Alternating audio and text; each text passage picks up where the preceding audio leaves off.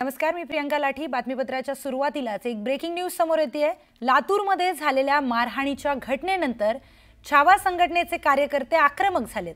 Police station बाहेर छावा संघटनेचे कार्यकर्ते जमलेले आहेत आणि तिथे ते आक्रमक झालेत। लातूरमध्ये राष्ट्रवादीचे प्रदेशाध्यक्ष सुनील तटकरे यांच्या पत्रकार परिषदेमध्ये अखिल भारतीय छावा संघटनेचे कार्यकर्ते हे माणिकराव कोकाटेंच्या राजीनाम्याची मागणी करण्यासाठी सुनील तटकरे यांना निवेदन देण्यासाठी गेलेले होते। त्या निवेदनाच्या नंतर तिथे मारहाण झालेली आहे राष्ट्रवादी काँग्रेसच्या युवक कार्यकर्त्यांची आणि अखिल भारतीय छावा संघटनेमध्ये।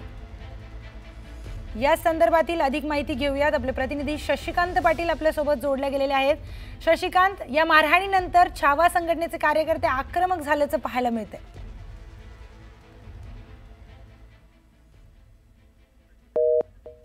शशिकांत, आवाज येतोय? तर काही तांत्रिक कारणामुळे शशिकांत यांच्याशी संपर्क होत नाहीये।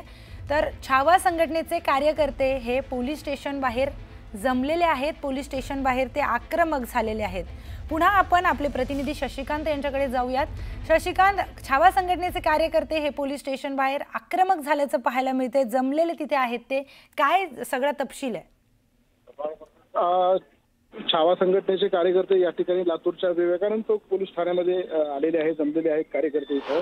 आणि कार्यकर्त्यांच्या भावना या तीव्र आहेत। लोकशाही मार्गाने आम्ही आंदोलन केलेलं असताना अशा पद्धतीची सत्ताधारी पक्षाकडनं झालेली मारहाण त्याचा छावाचे कार्यकर्ते निषेध करतच आहेत।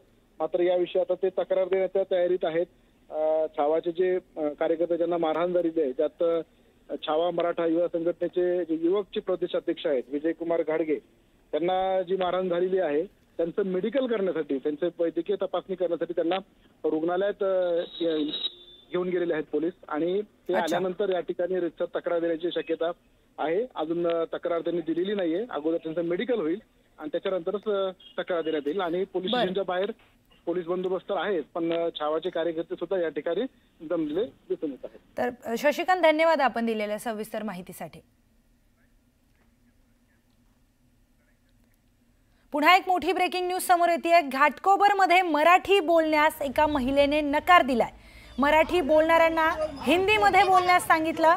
मराठी नहीं बोलूंगी, हिंदी बोलो म्हणत महिलेची मगरुरी करतानाचा व्हिडिओ समोर आलाय। घाटकोपरमधील हा व्हिडिओ समोर आलाय। या व्हिडिओमध्ये एक महिला मगरुरीमध्ये बोलताना समोर आली आहे। मराठी नहीं बोलूंगी, हिंदी बोलो म्हणत ही महिला आक्रमक झालेली दिसून येते। महाराष्ट्रामध्ये राहून महाराष्ट्रातल्या मुंबईमधल्या घाटकोपरमध्ये ही महिला राहते आणि घाटकोपरमध्ये ही महिला मराठी बोलण्यास नकार देतानाचा व्हिडिओ समोर आलाय। तर मराठी बोलणाऱ्यांना हिंदीमध्ये बोलण्यास सांगते।